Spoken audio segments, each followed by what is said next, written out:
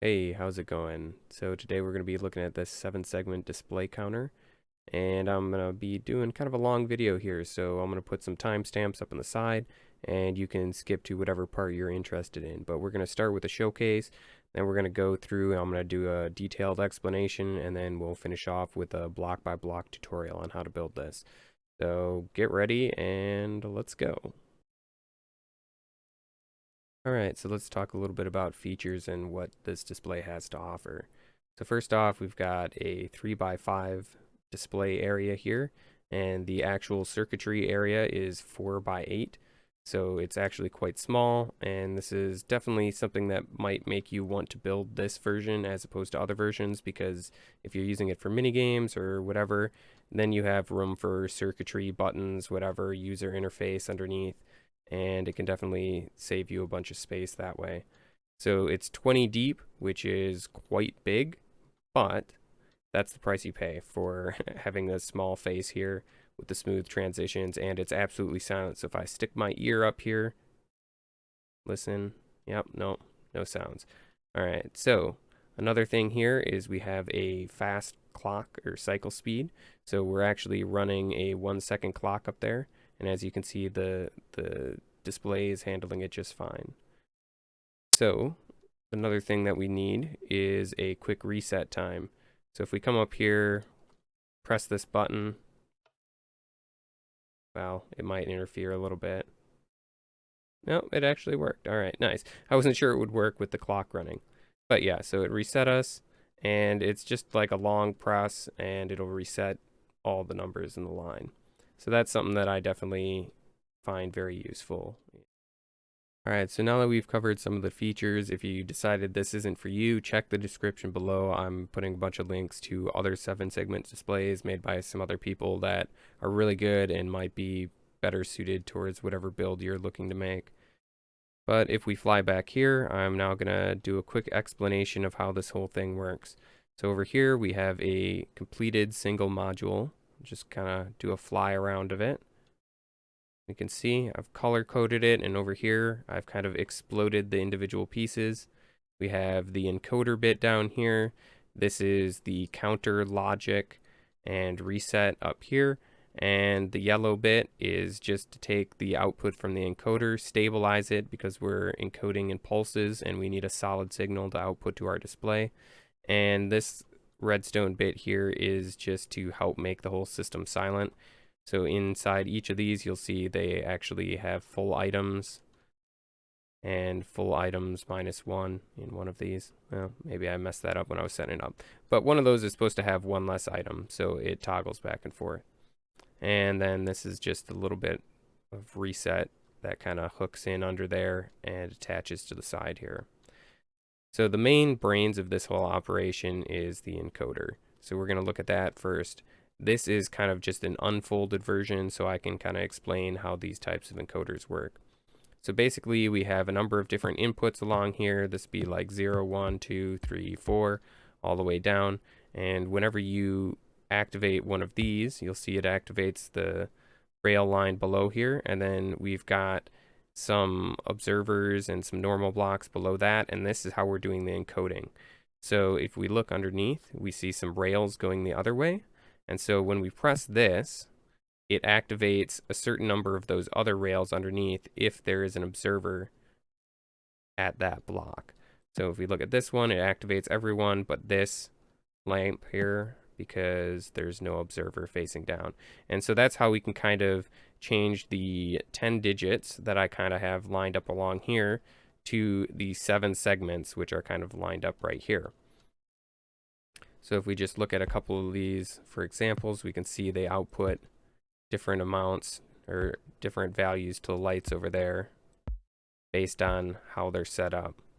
And when I get to the tutorial, I'll show you how to encode for this particular case. But this can be used for all different ways of encoding one type of signal into another, and it's actually really fast. The only trouble is that you have to have pulses for the input, and then you get pulses for the output. So sometimes you have to do a little bit of signal finagling to get that to work with the rest of your system. All right, so now if you understand this, we look at what we have over here, and we'll see that we've just kind of folded it. If we see the orange bits down here, all I've done is I've taken these 3 rows here and I've put them on top, so they fit right in here. So we can see that right here. And this way I'm able to make it 4 wide. So we have the inputs coming down, it goes across. 4 of the outputs are decoded downwards, 3 of them are decoded upwards. And then this little bit here is just to transfer the signals from the encoder over to the memory prior to the screen. Next up, we have this yellow bit here. So as I said before, we're encoding with signals, so we have to then stabilize that so we can have a solid output. Otherwise, we just get a flash of the number and that would be it. Maybe that's what you want, but usually not. So what happens over here is we take those pulses into these observers and we kick over an item from in here over to here. And yep, this one has 63. So what happens then is that this fills up, which will then power this comparator. It's just sensing the fill level through the block. And normally, even though we have this almost completely filled up, this isn't outputting because we have a redstone block here and the comparator's on compare mode. So it won't actually output until the chest is completely full. So we could actually do this with less. We could just put 1 item in here, but then the problem we have is all of these click. Every time they're activated, they'll make a clicking noise if they're empty. And there's always going to be some of them empty because we're kind of indiscriminately resetting them. So this resetting module here, this purple bit, kind of slides right in here, and you can see underneath there's a little dot of redstone there. And so when this powers that block, it'll power the redstone below, and that'll power these other blocks, which will then activate these droppers, which will send the items back. So basically, every time we're changing a digit, we're starting by resetting all the segments.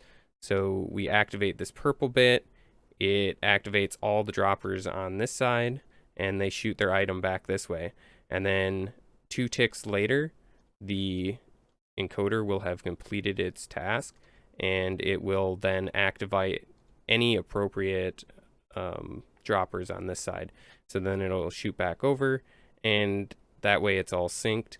And that little bit of time is just short enough that these segments won't deactivate if the next input comes back over. So if it resets it over here and then it immediately sends it back, it won't be long enough for this to unpower. So that's how we are able to make the really smooth transitions without any flashing. All right, so kind of talked a little bit about this reset thing. Basically, we have a couple inputs on the top here, and basically just using the rails, splitting it like this. You have to place this 1 second here, and then it'll attach up like that. And yeah, basically we're just using that to split the input without interfering with the rest of the system. All right, so that brings us to the top bit here, and this is where all the brains of the whole system goes on. So this is going to be a signal strength counter. It counts up, it does not count down. If you want countdown functionality, you can probably change this up and incorporate that as well. You might have to add another layer up. But as it's currently set up, it will count up and reset, which is exactly what I needed to do. So the core of the system here is this little loop of comparators right here. These 2 through that block, redstone dust, through the block, comparator, and back around like that. And what this does is it holds a signal strength. So whatever signal strength is in it will just stay in it permanently until it's changed. So this dark block here is where we're going to be having our input from the previous segment, or just an input to the whole system here. And we're going to need this on 2 ticks, I believe. And so what that does is it powers in here and into this comparator. And you'll notice that the comparator is on subtract mode, and that's because in this barrel is completely filled except for this last group, So its signal strength of 14 would be output from this barrel. So this comparator would normally be 14, but whatever signal strength we have in the system, so we have a power of 1 right now, gets subtracted from this because this is on subtract mode as well. So instead of being at 14, it's now at 13. And so when our signal comes in, it's a signal strength of 15. So 15 minus 13 is then 2.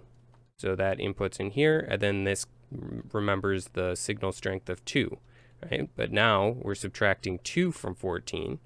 So now we're at 12, and the next time we get a signal, it'll be 15 minus 12, which will be 3. And see, that way we can keep going up 1 every time. So then we take the signal strength along the top of these, and it's actually better to see over here. So as the signal strength kind of grows along this line here, it will slowly activate another one of these note blocks. And the note blocks activating will be detected by the observers and then input into the encoder here. So once it gets to this point here, basically we need a way to say, hey, you've gone to 9, the next one needs to reset the system. So that's what this does. It's just counting out. So we've got 1, 2, 3, 4, 5, 6, 7, 8, 9, 10, 11 coming in here. So when it gets to 11, so technically this would be our 0 digit. So 0, 1, 2, 3, 4, 5, 6, 7, 8, 9. And when it gets to 10, it would then reset. So that comes over here through that block. And this is again on subtract mode. So then we get a signal strength of 15 subtracted from whatever is in here, which is never going to be more than 10 because that's how long it takes to go around. So that will completely nullify the system. And then we're also going to be taking that signal back out this way through the barrel. And this is why we have to use a barrel, because it's a solid block. And it will convey that signal through to this redstone dust, which will then go back into the input. So basically what this does is it clears the whole system, right? So we don't have any number. So we have to go back to the input, which then increments it from basically nothing up to 1. All right. And that, actually, you know what? That sets us to 0. Sorry, scratch that. So that sets us back to 0 from nothing. And that's how we reset from 9 to 0. And then at that same time, we go into the next segment over here. So we're splitting off like that. The interesting bit here is you see that this is a solid block, but we've got a comparator facing out of it, right? So when the input comes in here, you'd normally expect it to output power through the comparator. But this is kind of a quirk of comparators. If a comparator has an inventory block that it's reading from that is also solid, if that solid block would normally get powered, it still reads from the inventory as a priority over taking the signal strength from getting powered by something else. So that kind of allows us to cross over the signals through here without interfering. All right, if you're still with me, congratulations. That was difficult. But now we're kind of on to just the reset, and there's actually a way to clear the screen to just kind of like wipe the numbers off. I didn't show that. Let's go show that real quick. So we can see it's going there. If I hit this up here, well, this one got reset right away, but it will clear out the screen, so like that. And then it doesn't actually reset the system, it just clears the screen. So that's kind of what this system is going along here. And this is kind of using some interesting mechanics too, because this gets powered, which then does the reset, right? Which powers the repeater, which then will lock this repeater, so we won't get a signal going this way, but the observer can detect the locking and the unlocking, so we can pass a signal right through here without interfering with the one going this way. And so that just gets duplicated all the way across. So if I put power into this block, it will clear all the individual segments. All right, so then the reset line is this one here.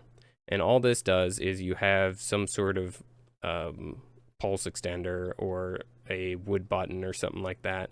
And that powers this. And if we look at this, let's just power it really quick like that. What that does is it goes through the whole system and it makes sure that this is all powered. And you can see it blinking right now, but that's not a problem. So as soon as we take this away, it'll blink one more time, and then it'll go through the whole reset process, which will reset it back to 0. So that's what we want to do. It doesn't have to be that long, though. That's why we only do a little bit. Oh. If you don't do it long enough, it won't reset properly. So there we go, back to 0. All right, so I just want to give a little credit here to my Zuma Games channel. I used one of their systems kind of as a reference point for designing this. Pretty much this little circuit in here is very similar to one of the ones they used on their 7-segment displays. Theirs counted up and down, but it was also a little bit too wide, so I kind of shaved off the down portion and optimized the rest of it for just up and reset. And this little bit over here is kind of my own design for the resetting. And then after I designed this, I kind of thought the whole folding bit was a bit brilliant. But I then saw it probably 2-3 weeks later that Il Mango had actually used a very similar concept to what I'm doing here, except he kind of went the other direction. So what he did is instead of passing the center signal along like this and decoding down and up, he passed the signal upwards and decoded across like this. So I thought that was kind of neat, but I definitely prefer my version going across and decoding up and down because I'm able to do it silently. To transfer the signal up in his version, he had to use a bunch of noisy things like doors and trap doors and stuff, and he probably could have got away with making it silent, but then it probably also would have been a lot slower in the decoding. So I'm certainly happy with my bit, and it's not a new concept. All right, so let's build one of these things here. First off, you're gonna have to figure out where you want your display and just kind of build out this way. Build 4 across. We'll just take this back, grab a light, and we're gonna build up our display here. So we go 5 high, 3 over, like so. And we'll just fill that in. I like using this black terracotta because it looks very similar to the rest of this, so it goes nicely, but it's also dark enough that you can definitely see the lighting. So that's just a little pro tip that I like to use in my designs. All right, so next off, we're going to take a solid block and we're just going to put it right below the center of each of these segments, just like that, and like so. And we're just going to put redstone dust on each of these. And you're going to have to put a couple extra blocks up here. Then we're going to go back one. So we're just going to add on here like that. And we're going to put comparators. I'm going to leave these 2 off right now because I'm actually going to put blocks here like so. And then these will be blocks as well. Off to the side, this kind of hangs over the next one, but that's fine. And then we'll put comparators back on these and redstone blocks like that. All right, so now these are all in compare mode and they've got redstone dust running into the segment that they're controlling. So now we want to put blocks like this behind each of the comparators, like so. And then take some redstone dust and throw it in the middle like that. All right, now we need to get out our droppers and put them against each of these blocks like that. And now we're just going to take and recreate this over here. So I'm just going to come down like that, and then we'll go over and over, take this one out, and then we just put our droppers facing the other direction like so. and come around, and bam, that's the hardest bit, like that. And we could just take out these center ones, and now we have to put in these observers here. We're going to kind of just do that again. I'm going to come back down, and this just gives us stuff to place on. We'll take this out in a second. And like that. Actually, that bottom one's going to be in a different spot. Like so. Like that. And this bottom one's actually going to face this side like that. And then we can take these out. And you'll hear some clicking. But that's fine. Alright, then you just take whatever items you want. You can actually take mine carts or something like that if you want. Just something you have to fill all these up. And so we're gonna do that really quickly, and yeah, I'll be back. Alright, so that's done. Coming back over here, we need to now start working on the green bit. So let's grab some green here and come across like so.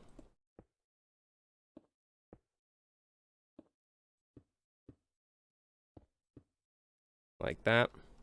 And then we could just make this platform out here. So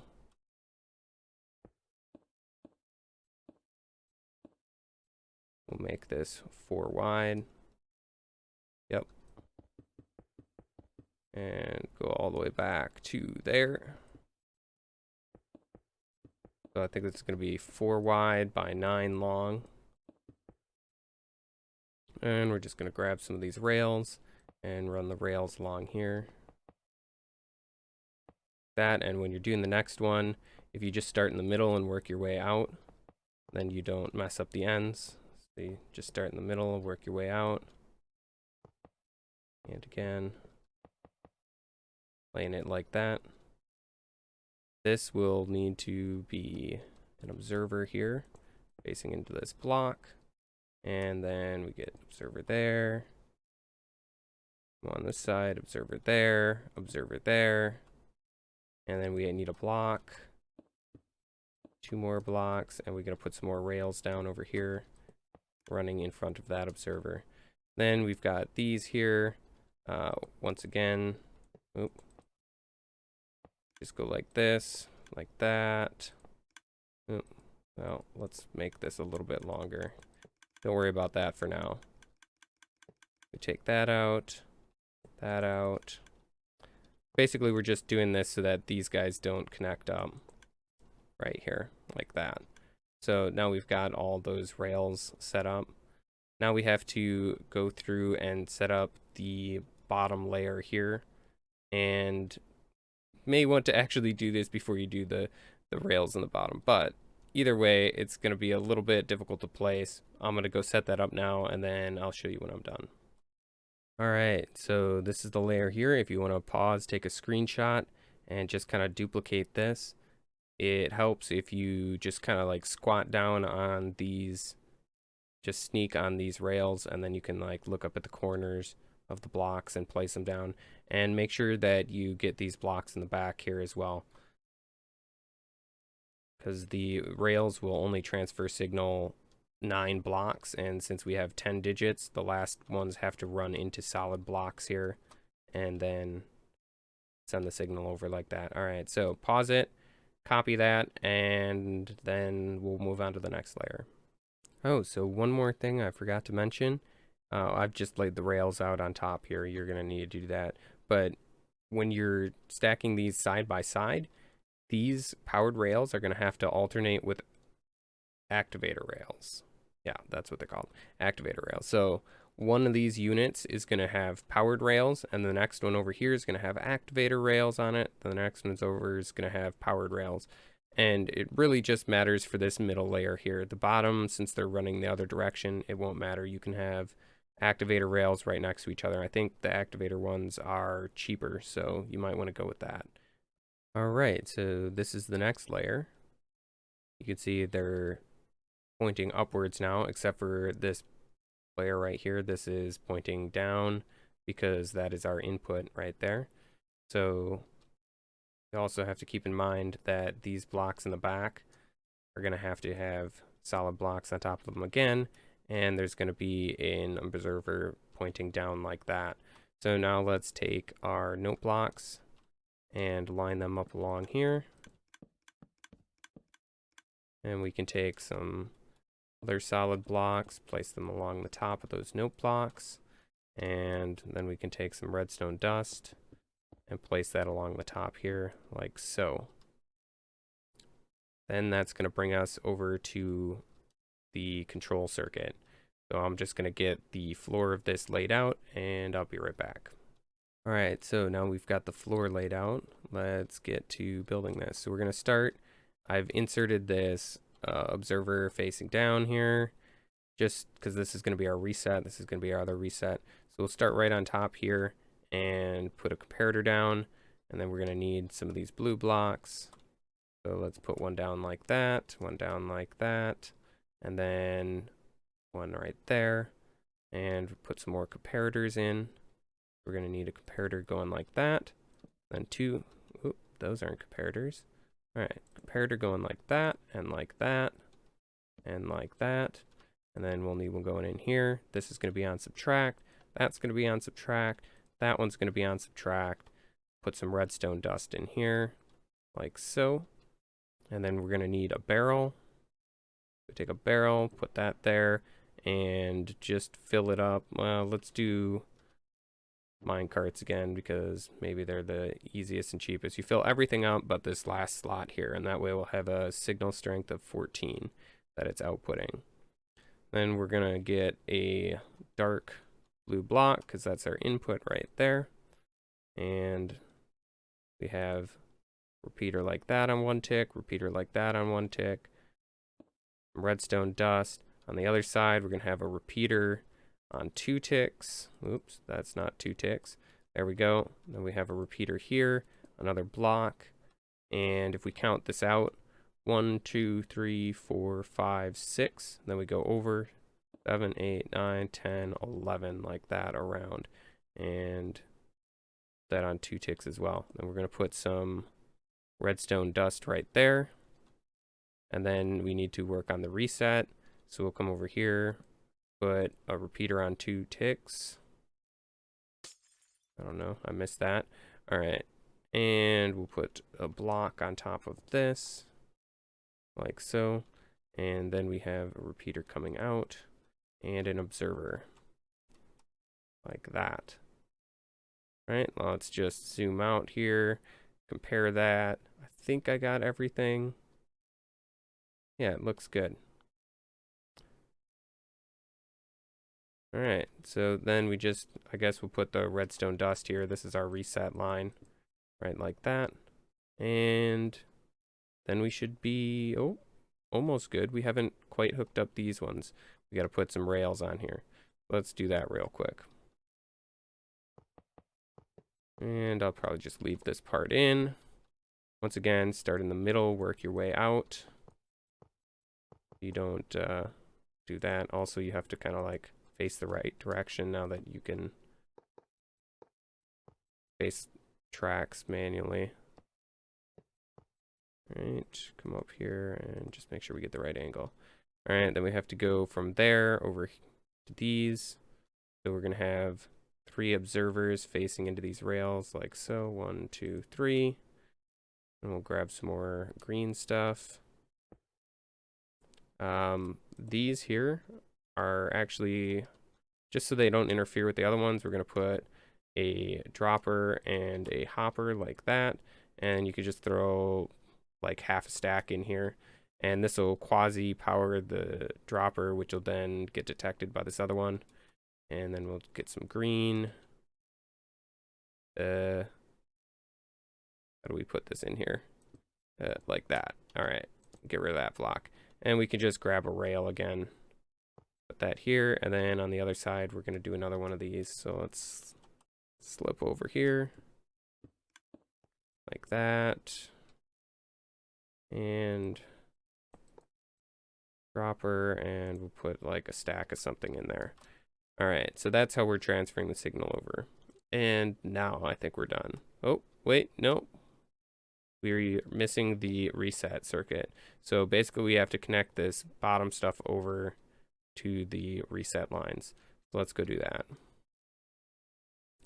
First off, I was a little bit foolish and I didn't build these in before. So bye-bye.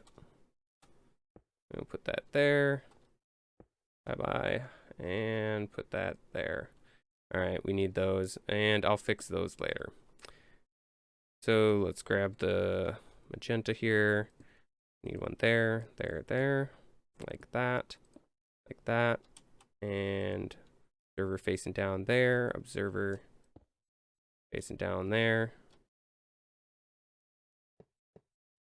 Goes up, and then we do the bottom one second, and now both of those will be triggered. So I'm just going to go through and fix the items in there to make it silent, and we should have a working system. Let's throw the top on here. Beautiful. All right, so I've fixed those items, and I've added a little orange bit here so we can test the input.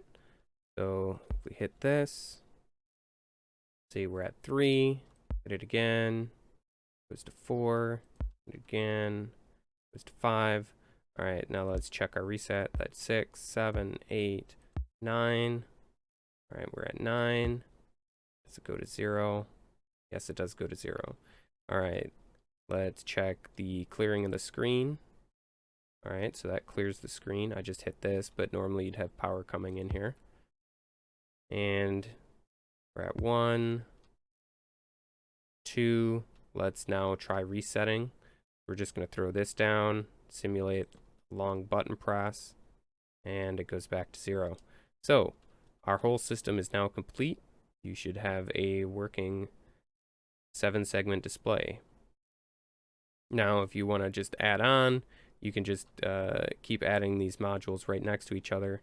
So your next one again would just go like right in here like that, and then along like so.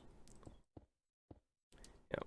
And again, just remember that this layer here has to alternate between powered rails and activator rails. Otherwise, inputs to one of these will spill over to the other one, and we don't want that. So anyway, thanks for watching, and let me know if you have any questions or comments, and if you find this helpful. So take it easy, and we'll see you in the next one. Bye.